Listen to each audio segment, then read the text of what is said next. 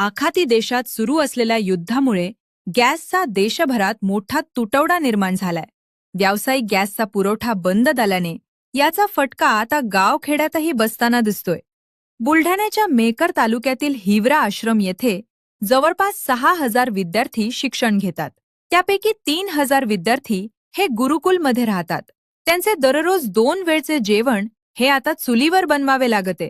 वाढते ते तापमान आणि चुलीवर तयार करण्यात येणारे जेवण शिवाय होणाऱ्या धुरामुळे ही महिलांना मोठ्या अडचणींचा सामना करावा लागतोय. त्यामुळे तात्काळ गॅसचा पुरवठा सुरळीत करण्याची मागणी स्वयंपाकी महिलांकडून केला जाते.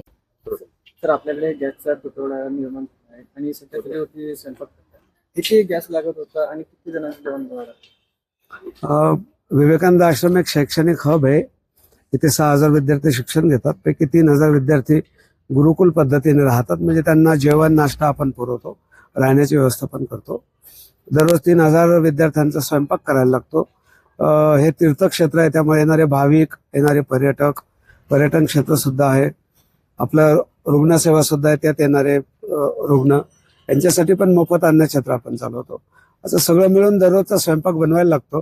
गेल्या 4-5 दिवसापासून गॅसची टंचाई जाणवते, म्हणून आम्ही पारंपरिक पद्धतीनं आपली लाकडावर चूल मांडून मोठीच आपला तवा मांडलेला आहे आणि महिला त्याच्यावर पोळ्या करतायत.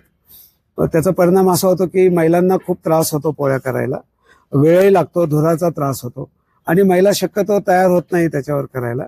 गॅसची सवय लागलेली असते. पण हा प्रश्न लवकर मार्गी लागेल अशी अपेक्षा आहे. काल माननीय मुख्यमंत्र्यांनी आवाहन केलं की काही घाबरून जाण्याचं कारण नाही, लवकरात लवकर सगळ्यांना पुन्हा पूर्ववत गॅस उपलब्ध होईल. जिल्हा प्रशासनाने आम्हाला आश्वस्त केलं की अडचण आल्यावर संपर्क करा.